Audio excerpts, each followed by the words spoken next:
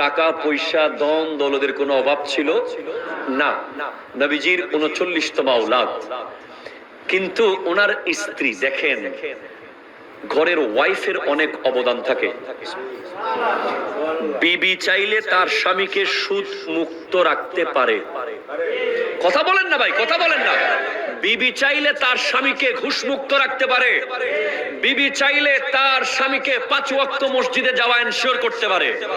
বিবি যদি বলে তোমার সুদের টাকার তরকারি আমি রান্না করব না, পুকুরে ফেলে দেব, তাহলে 1 দিন 2 দিন 3 দিন স্বামী আর সুদের টাকা দিয়ে তরকারি বাসায় আনবে না। ঠিক কিনা বলেন?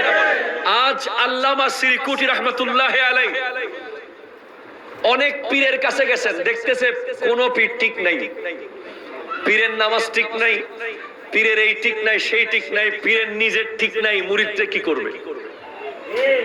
আছে না নাই বলেন? আর বলেন। অনেক পীর বাংলাদেশেও আছে না, সাইনবোর্ড লাগাই দিয়েছে এখানে মুরিদ বানানো হয়। আসল পীরের কি সাইনবোর্ড লাগে? লাগে না, লাগে না ভাই, লাগে না। আহা, আমি আপনাকে কিভাবে বুঝাবো? দাদা হুজুর কিবলা আল্লামা সিরকুটি রহমাতুল্লাহ আলাইহি বিবি জান মাই সাহেবা বলছেন, ওখানে আব্দুর রহমান চৌরবি খিজরি আলবি নামে একজন ওলির কথা শুনেছি, আপনি একটু জান না? সুবহানাল্লাহ, সুবহানাল্লাহ বলবেন না? হাই হাই হাই, কোথায় যাচ্ছেন?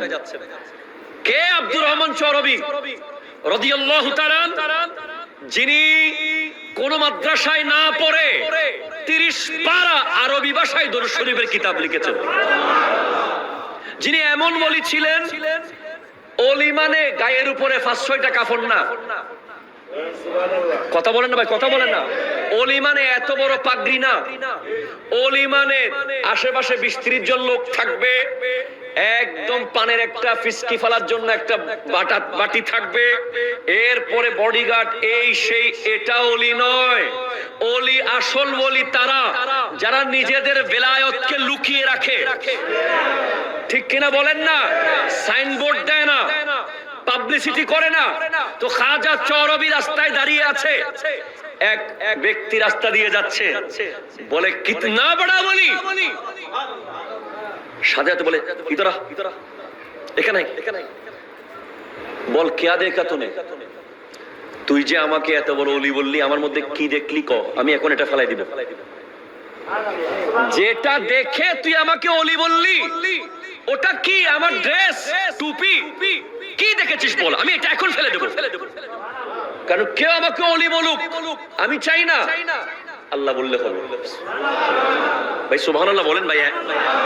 এমনি পাগল হয়ে যায়নি, এমনি নরসিংদী আসি নাই। 2 বছর আগে চেষ্টা করে আনা যাচ্ছে না, কিন্তু 1 সপ্তাহ আগে ফোন দিয়ে এনে ফেলেছে। বিষয়টা বুঝতে হবে আপনাকে ভাই, এমনি না। বলে হুজুর কুছ নেহি দেখা, আপনার মধ্যে এমন কিছু দেখি নাই, মগর আপনার চেহারা দেখেই আচানক জুবান দিয়ে বের হয়ে গেছে কিতনা বড়া বলি। High high high high.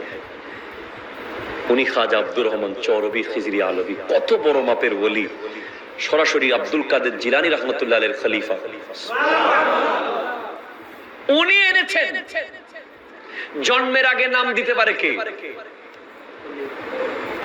জাদুঘর দিতে পারে, হয়তো জ্যোতিষী বলে দিতে পারবে।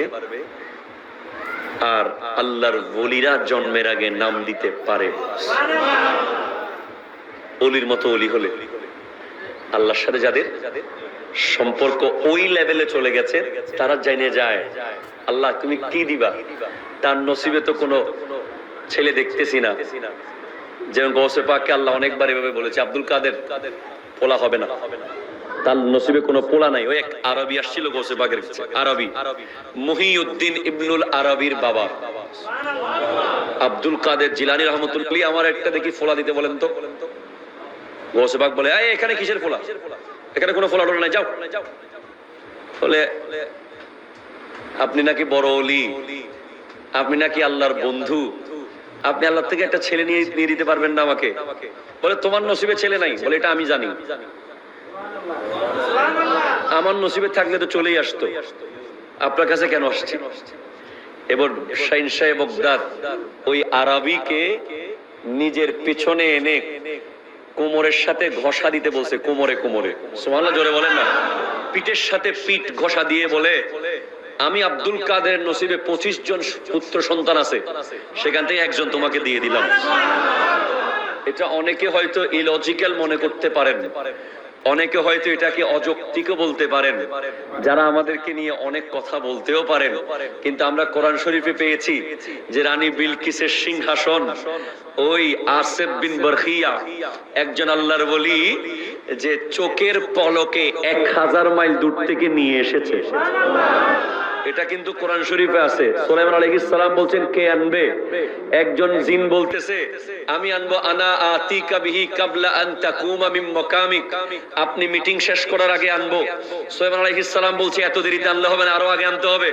তো আল্লাহর ওলি জিন উনি বলছে আনা আতিকা বিহি কাবলা আন ইয়ারতাদা ইলাইকা তারফুক, আপনার চোখের পলক জাস্ট পড়ার আগেই নিয়ে আসবো। নিয়ে আসবো বলেছে, সিংহাসন হাজির। এই ক্ষমতা দিয়েছেন কে?